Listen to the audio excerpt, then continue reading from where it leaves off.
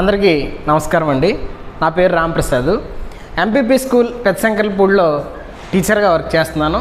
అయితే ప్రభుత్వం అనేది మధ్యాహ్న భోజన పథకాన్ని పాఠశాలల్లో అమలు చేయడం జరుగుతుంది. మరి ఈ మధ్యాహ్న భోజన పథకానికి సంబంధించి ఎలా జరుగుతుంది అనేటటువంటి విషయాల్ని ఈరోజు నేను మీతో పంచుకోబోతున్నాను. ఒకసారి చూడండి. మాది చిన్న స్కూల్ కాబట్టి అన్నీ కూడా తక్కువ ఐటమ్స్ అనేవి రావడం జరుగుతుంది. సో ఇది ఏంటంటే రైస్ బ్యాగ్.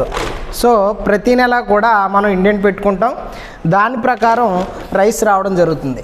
ఒకసారి ఈ రైస్ క్వాలిటీని మీరే చూడండి. ఈ బియ్యాన్ని ఎంత సన్నగా ఉన్నాయో. ప్రభుత్వం చాలా బాధ్యతాయుతంగా సన్న బియ్యాన్ని పాఠశాలలకి సరఫరా చేయడం అనేది జరుగుతుంది. సో ఈ యొక్క రైస్ బ్యాగ్లన్నిటికీ కూడా ఇక్కడ క్యూఆర్ కోడ్ అనేది ఉంటుందండి. ఇవన్నీ కూడా ఎండిఎం బ్యాగ్ అని ప్రింట్ అయ్యి వస్తాయి. సో బయటికి ఎవరు కూడా అమ్మడానికి అది వీలనేది ఉండదు, ఎందుకంటే బ్యాగ్ తెలిసిపోద్ది కాబట్టి. అలాగే ప్రతి రైస్ బ్యాగ్ కూడా ఇక్కడ ఒక ట్యాగ్ ఉంటుందండి. ఇక్కడ మీరు చూస్తే కనుక వేరే రైస్ బ్యాగ్ది క్యూఆర్ కోడ్ కట్ చేశాను. మనకు ఒకసారి రైస్ బ్యాగ్ వచ్చిన తర్వాత ఇక్కడ ఉండేటటువంటి క్యూఆర్ కోడ్ని మనం స్కాన్ చేసి మనకు రైస్ బ్యాగ్ రిసీవ్ అయినట్టుగా ఒక యాప్ ఉంటుంది, IMMS అనే యాప్ ఉంటుంది. ఆ యాప్లో రైస్ కన్ఫర్మేషన్లోకి వెళ్ళి ఈ క్యూఆర్ కోడ్ని స్కాన్ చేయాలి. అప్పుడు రైస్ బ్యాగ్ మనం తీసుకున్నాం, ఆ కావాల్సిన బ్యాగ్నే మనం తీసుకున్నాం. అంటే ఇది ఎందుకు పెట్టారంటే గతంలో కొన్ని చోట్ల ప్రభుత్వం పంపించినటువంటి రైస్ బ్యాగులు అనేవి వేరొకరు తీసుకొని స్కూల్స్కి నాసిరకం బియ్యం పంపించడం జరిగేది. సో ప్రభుత్వం పంపించేవి డైరెక్ట్గా స్కూల్గా వాడుకోవడానికి ఈ విధంగా ట్యాక్స్ సిస్టమ్ అనేది పెట్టడం జరిగింది. సో ఇది రైస్ బ్యాగ్.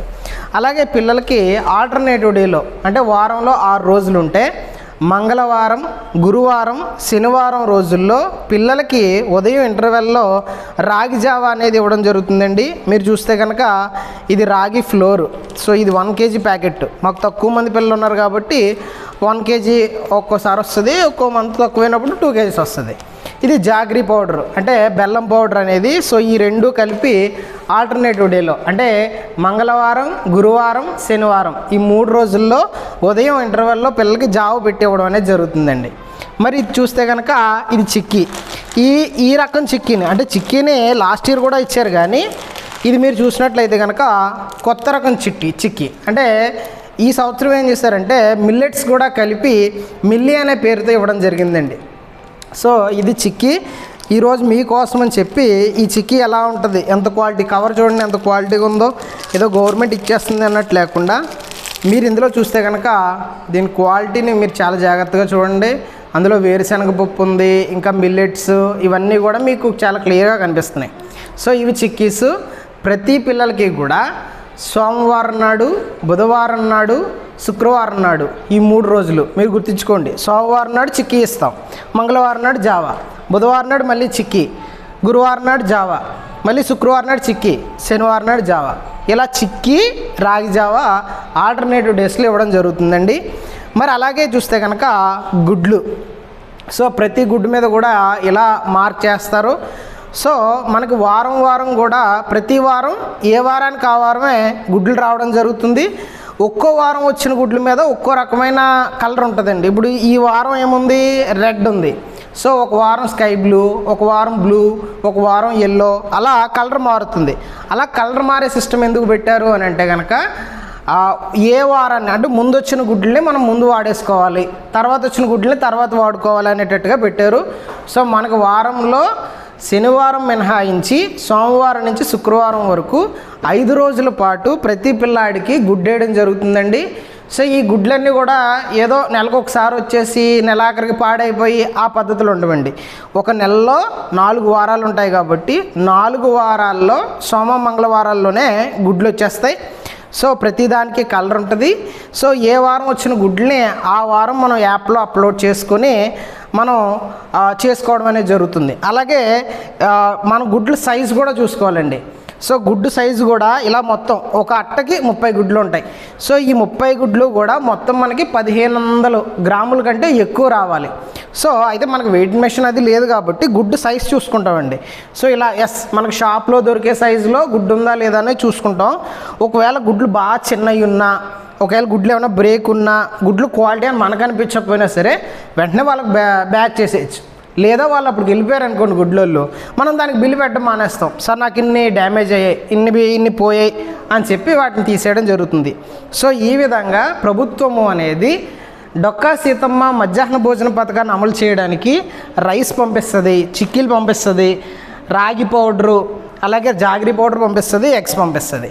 సో ఇవి కాకుండా ప్రతి పాఠశాలలో కూడా వంట చేయడానికి ఒక వంట మనిషి అనేది ఉండడం జరుగుతుంది. అయితే పిల్లలు ఎంతమంది ఉన్నారు అనేటటువంటి విషయాన్ని బట్టి కుక్కు యొక్క సంఖ్య అనేది మారుతుందండి. అంటే తక్కువ మంది పిల్లలు ఉంటే ఒకరు సరిపోతారు.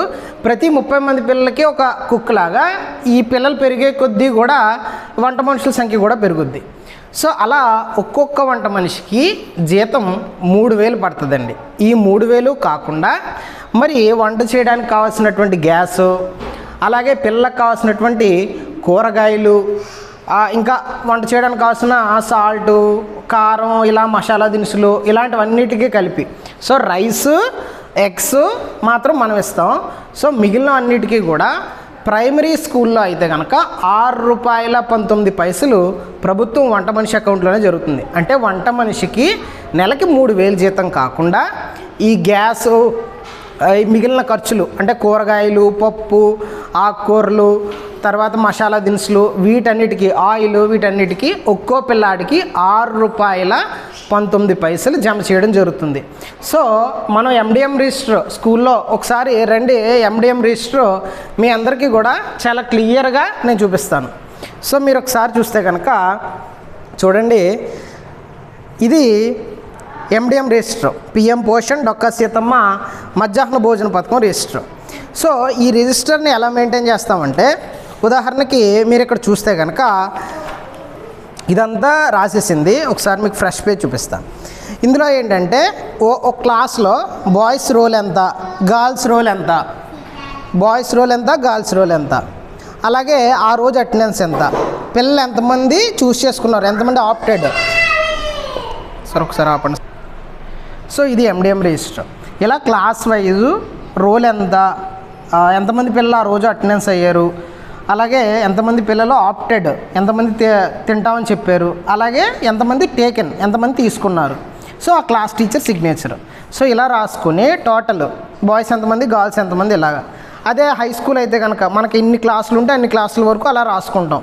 సో ప్రైమరీ స్కూల్ అయితే యాక్చువల్గా 1 to 5th ఉంటాయి కాబట్టి ఇది రాసుకుంటాం. హై స్కూల్ అయితే 6 to 10th రాసుకుంటారు. అలా రాసుకుని ప్రతిరోజు కూడా బియ్యం ఎంత ఉంది, ఆ రోజు రైస్ ఎంత వచ్చింది, ఎంత మిగిలింది, ఎంత వాడాం. సో అలా ఇక్కడ ఏంటంటే ఫుడ్ టేస్టింగ్ అంటే ఏంటంటే ఆ స్కూల్లో పనిచేసే టీచర్లు, హెచ్ఎం కానీ టీచర్స్ కానీ తినాలండి. వాళ్ళ పేరు రాసి ఆ రోజు మెనూ ఏంటి, ఎగ్ పెట్టారా లేదా, చిక్కీ పెట్టారా లేదా, పిల్లలు hands, plates washed before and after meal, పిల్లలు కడుక్కున్నారా లేదా ప్లేట్స్ అవి నీట్గా. మరి అదేవిధంగా ఆ ఫుడ్ ఎలా ఉంది, గుడ్డా, బ్యాడా, వరస్టా, అట్లా పెట్టుకోవాలి. అలాగే పేరెంట్ కూడా రావచ్చండి. ఎస్ఎంసీ కమిటీ సభ్యులు కానీ పిల్లల పేరెంట్స్ కానీ ఎవరైనా సరే వచ్చి డైలీ టేస్ట్ చూస్తారు. అంటే తినడానికి అయితే అవ్వదు, కానీ పెద్ద స్కూల్ అయితే తినొచ్చు, కానీ చిన్న స్కూల్లో సరిపోదు కాబట్టి పిల్లలు తినొచ్చు. అలాగే స్టూడెంట్లు కూడా వాళ్ళు డైలీ ఎవరో ఒకరిని వాళ్ళ పేరు రాసి వాళ్ళ ఒపీనియన్ కూడా ఇందులో మనం నోట్ చేయాలి. అలాగే ఈ రిజిస్టర్ లాస్ట్లో ఎగ్స్, చిక్కీస్, రాగి పౌడరు, జాగరీ పౌడరు, మనకి ఎంతమంది పిల్లలు ఆ రోజు తిన్నారు, ఇంకా ఓపెనింగ్ బ్యాలెన్స్ ఎంత ఉంది, మనకి ఈరోజు ఏమన్నా వచ్చిందా స్టాకు, అలాగే టోటల్ ఎంత వాడుకున్నాం, చివరికి ఎంత బ్యాలెన్స్ ఉంది. సో ఇలా మనం బిల్ అనేది రాసుకోవాలండి. సో ఇది మా యొక్క మండల ప్రజాపరిషత్ ప్రైమరీ స్కూల్లో ఉండేటటువంటి ఎండిఎంకి సంబంధించి నిర్వహణ. జనరల్గా అన్ని స్కూల్స్లో కూడా ఇదే విధానం జరుగుద్దండి.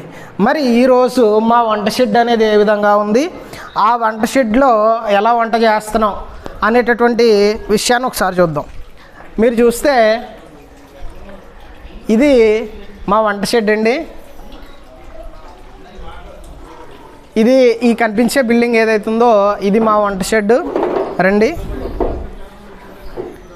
ఇది మా వంట షెడ్. సో ఈవిడ పేరు నాగమణి గారు, ఈవిడే ప్రస్తుతం మాకు కుక్కు, ఆవిడే వంట చేస్తున్నారు. సో మీరు ఇలా చూస్తే కనుక ఇది గ్యాస్ పొయ్య, ఇది గ్యాస్ సిలిండరు. సో ఒకసారి మూతలు తీయండి. ఈరోజు మాకు తక్కువ మంది పిల్లలు కాబట్టి తక్కువ వంట ఉంటుంది. సో పిల్లలకు సంబంధించిన రైస్. ఈరోజు సోమవారం కాబట్టి పప్పు టమాటా. అలాగే ఈరోజు గుడ్డు కూడా ఉంది. ఒకసారి గుడ్లు తీయండి. సో ఈరోజు పిల్లల కోసం వేయించిన గుడ్డు అనేది ఉందండి. సో ఇది మా స్కూల్లో MDMకి సంబంధించినటువంటి విషయాలు. Thank you.